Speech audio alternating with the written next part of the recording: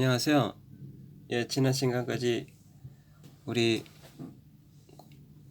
하나님의 이름이 이제 야호와라는 말씀을 드렸는데, 자, 이번 시간에는 우리가 흔히 쓰는 기도의 대상자에 대해서 더 정확하게 할 것 같아서 이 말씀을 올렸습니다. 왜냐하면은 요즘처럼 우리가 육의 전쟁이 아니라 신약에서는 영의 전쟁이, 영적 전쟁을 상당히 중요하게 보고 있죠. 어떤 전쟁의 표현이 다 이렇게 영적 전쟁에 해당하기 때문에 우리가 좀 더 올바른 기도가 중요하다고 생각하고요. 올바른 기도의 대상자의 실명을 아는 것이 더 중요하다고 생각해서 이제 하나님을 찾게 되었는데요. 예전에 이런 의문을 갖다가 오늘 좀 중요한 말씀을 시편에서 더 찾아서 이 말씀을 올리게 되었습니다. 예전에 저는 이제 고등학교 이후에 어떤 세례를 받고 이렇게 교회를 다니면서 이제 하나님과 이제 가드를 하나님으로 번역되어 있고 보통 로드가 주님으로 번역되어 있는데, 예전에 이런 의문을 많이 가졌었어요. 어떤 우리나라에 상당히 종교가 상당히 많이 있더라고요. 어떤 이단도 많고. 그런데 그곳에서 다 이렇게 이름들이 보통 천주님 아니면 주님, 주여 쓰고 있고, 하느님 아니면 하나님 쓰고 있고, 옛날 드라마 같은 거 봐도 어떤 우리 신라 백제 고구려 어떤 드라마 이런 거 보면은 그 안에서 하느님이라는 것도 표현되어 나와 있고, 어떤 이런 하나님, 우리가 보통 쓰고 있는 하나님 주님이 다른 곳에서도 상당히 많이 쓰고 있다는 것에 대해서 저는 우리가 알고 있는 하나, 둘, 셋, 넷, 오직 유일신의 개념으로 하나님 생각했는데, 과연 어떤 이런 것들이 제대로 쓰고 있는 거다라는 의구심을 가지고 있다가 요새 어떤 위키백과를 찾다 보니까 어떤 힌트를 얻게 되었습니다. 결국은 이 글씨들도 중국에서 왔다라는 결론을 나름대로 내렸는데요. 어떤 예수의 이름이 중국 성경을 통해서 왔고, 중국 성경은 캐톨릭의 영향을 받았다라고 말씀드렸는데, 결국은 이 우리가 흔히 쓰고 있는 주와 하나님이라는 단어가, 여기서 하나는 이제 우리가 보통 이제 하나 둘 셋의 어떤 그런 개념의 하나님인데 우리가 보통 그렇게 생각하고 있죠. 근데 이제 우리가 쓰고 있는 이것도 중국의 영향을 받았다라는 게 확인이 되더라고요. 일단은 여기 마테오 리치라는 중국 선교사가 있습니다. 이분은 카톨릭 예수회 소속이고요. 이분은 일단은 중국에 오면서 그리스도교의 신 데우스죠. 이건 이제 라틴어인데, 이 데우스라는 단어는 이제 인도신의 아버지, 신화 속에 나와 있는 어떤 그분 신의 이름이 이렇게 변천됐더라고요. 데우스로. 어떤 경우는 제우스로 바뀌었고 다른 경우도 많이 있는데, 데우스, 제우스가 어원이 같다라는 얘기가 있더라고요. 근데 일단 그걸 떠나서 마테오 리치라는 사람은 로마 카톨릭 유일신을 중국 상황에 맞게 이름을 바꿔야 할 필요성을 느꼈습니다. 데우스를 그냥 쓸 수는 없고. 그래서 이름을 찾다가 보니까 일단 그 전에 로마 카톨릭의 유일신은 뭐죠? 아브라함의 하나님인가요? 그렇게 알고 있는 분이 대부분인데, 사실상 조금 더 들어가면 로마 카톨릭의 유일신, 마테오 레치가 생각하는 로마 카톨릭의 유일신은 바로 데우스는 누구죠? 바로 태양이죠. 바로 태양신을 이렇게 천주로 바꿨어요. 이렇게 바꿀 때의 이 천주는 어디서 이제 힌트를 얻었냐면은 천주시리에 나와 있는 내용입니다. 천주, 그때 유교에는 이제 하늘신 상제라는 이름을 썼는데, 천주와 상제는 같다, 천주가 상제다라는 표현이 나오죠. 천주시리에. 그리고 요 이름은 텐주라고 읽는데, 요 이름은 이제 중국 고대 하늘신, 천주, 음주, 양주 등 8신 중에 하늘을 다스리는 천주에서 그 이름을 그대로 따왔어요. 근데 사실상 주의 뜻은, 이걸 짧으면 줄임말이 이제 주님인데, 불교의 수호신, 당시 수호신 제석천의 또 다른 이름이라는 문헌 보고도 있어요. 제석천은 중국 고대 하늘 신이죠. 이것이 이제 천주로 번역을 했고, 그 다음에 조선은 그대로 천주를 사용 받아들였고, 이것이 이렇게 왔다라는 얘기들입니다.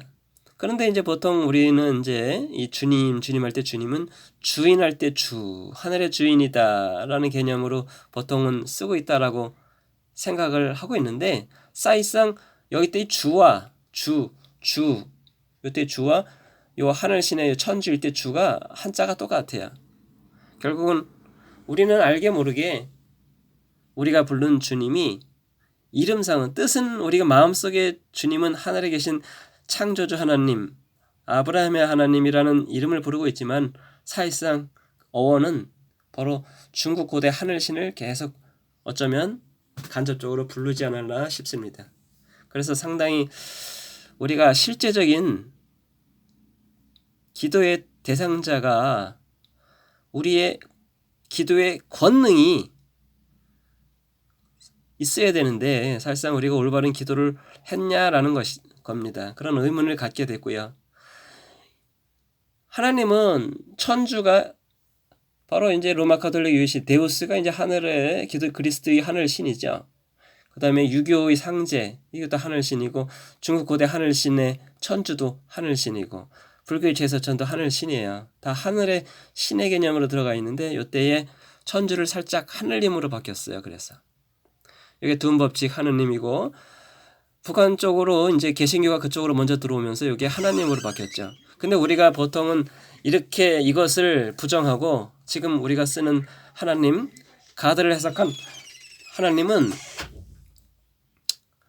하나 둘 셋 할 때의 수사의 개념으로 그렇게 보통은 생각하고 있어요. 그래서 하늘에 오직 하나인 분이다 해가지고 하나에다가 님을 붙인 거. 하나는 수사인데 거기다 명사 아닌 수사에다가 님을 붙인 건 좀 문법에도 맞지가 않죠. 사실상 이 하나님이라는 단어가 국어사전에 쓰인 지는 한 2-30년밖에 안 됐다라는 얘기가 있더라고요.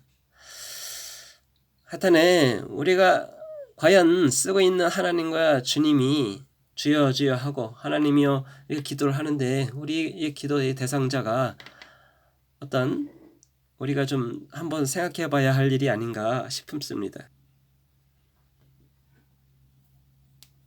자, 여기는 다시 시편으로 되돌아왔어요. 시편에 이제 보통 영적 교훈은 뭐냐면은 무릎 꿇고 부르짖는 성도, 찬양하는 성도가 되라 이런 말씀인데, 지난 시간에 한번 말씀드린 걸 잠깐 한번 점검을 하면 이런 말씀이 있다 그랬어요.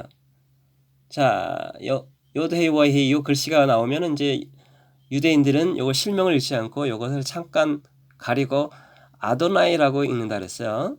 근데 실제 구약성서 원문에는 이렇게 쓰여 있어요. 히브리 성경에는 이걸 야후와로 쓰였기 때문에 저는 야후와로 읽겠습니다. 야후와라는 이름이 주만 홀로 온 땅에서 지극히 높으신 분이심을 사람들이 알게 하소서. 홀로가 언론이라 해가지고 사실상 이 말씀을 통해서 하나님의 이름은 다양하지 않다라고 했어요. 오직 하나만 있다라고 말씀을 드렸고, 두 번째, 보통 이 글씨가 야후와 글씨가 보통은 성경에는 주로 해석 번역되어 있고 보통 여호와로 쓰여 있는 성경이 있습니다. 여호와를 찬양하라, 부르라는 말씀이 시편 처음부터 끝까지 나와 있다 그랬어요. 이때 부르라는 얘기는 길거리에서 막 하나님의 이름을 부르라는 얘기가 아니죠. 바로 뭐예요? 부르라는 얘기는 기도하라는 얘기죠. 하나님께 이 이름으로 무릎 꿇고 부르짖으라는 얘기죠. 기도하라는 얘기죠. 이사야서에서도 이 말씀이 있더라고요. 우리는 상당히 요새처럼 눈에 보이는 전쟁을 겪는 나라도 있지만은 눈에 보이지 않는 영적 전쟁을 겪는 재화의 영적 전쟁을 겪는 나라도 꽤 많이 있죠. 특히 재화의 영적 전쟁을 하고 있는 나라는 우리나라처럼 이렇게 어떤 선진국에 해당하는 나라들이라고 볼 수 있습니다. 우리가 좀 더 영적 전쟁에 임하는 상황에서 우리가 좀 더 우리의 적인 이름을 알아야겠고 우리의 육적인 전쟁이 아니라 영적 전쟁이기 때문에 우리가 직접 하는 전쟁이 아니라 기도하는 거기 때문에 기도할 때 어떤 실질적인 기도의 대상자의 이름 안에서 기도해야 된다는 거죠. 여기 이제 시편에 이런 말씀이 있어요. 고난의 날에 여호와께서 내 말을 들으시고 야곱의 하나님의 이름이 너를 보호하시며, 자, 우리를 보호하신다라고 말씀이 있어요. 고난의 날에 우리가 어려운 날에 육적인 고난이 있든 영적인 고난이 있든 여기서 내 말을 들으시라는 얘기는 뭐죠? 내 말을 들으시고, 이것은 기도라는 얘기죠. 기도했다는 얘기죠. 무릎 꿇고 기도했다는 얘기죠. 너희들이 무릎 꿇고 기도하면 누구의 이름으로? 야훼 이름으로 기도하라는 얘기죠. 내 말을 들으시고, 여기서 왜 이 이름이 중요할까요? 왜냐하면 하늘에 계신 분의 이름은 한 분이시기 때문이죠. 이 이름으로 기도하라는 얘기죠. 이때에 이렇게 해야만 내 말을 듣고 너를 보호한다는 얘기죠. 영적 전쟁이든 육적인 전쟁이든, 왜냐하면 시편의 얘기들이 앞으로 오실 어떤 신약에서의 어떤 그리스도에 대한 예표가 상당히 많이 있기 때문에 여기서 말하는 하나님은 주는 바로 앞으로 오실 메시아에 대한 얘기로 해석을 할 수가 있습니다. 사실상 여기에 시편 118편 여기 보면은 118편에 보면은 사실상 우리의 구원자 예수님께서 예루살렘 성에 나귀를 타고 입성을 하실 때에 군정들이 뭐라고 외쳤냐면 찬송하리로다 다윗의 자손이여, 찬송하리로다 주의 이름으로 오시는 이여, 어떤 말씀이 똑같은 말씀이 있어요. 그래서 여기서 말하는 주가 야호와라고 해석이 되지만은 사실상 여기에 기도의 대상자, 우리를 보호하신다, 그들을 멸하신다의 주체는 바로 예수님으로 해석할 수도 있다라는 얘기죠. 그럼 영적 전쟁으로 해석할 수 있다는 얘기예요. 자, 모든 민족들이 나를 에워쌌으나 내가 주의 이름으로 그들을 멸한다 그랬어요. 멸하리로다. 여기서 뭐 칼을 들고 싸웠다는 얘기가 아니죠. 내가 야호와의 이름으로 그들을 멸한다는 얘기는 무슨 말씀이죠? 야호와의 이름으로 기도를 하면 그 하나님께서 그들을 멸하신다는 얘기죠. 육적으로 멸하든 영적으로 멸하든 승리케 하신다라는 얘기죠. 죄를 이길 수 있는 그 힘을 주신다라는 얘기죠. 사실상 우리는 엄청난 영적인 전쟁을 하고 있습니다. 2차 대전까지 경험을 했지만 그보다 더한 3차 대전, 4차 대전에 버금가는 영적인 전쟁을 하고 있다고 봅니다. 우리나라는.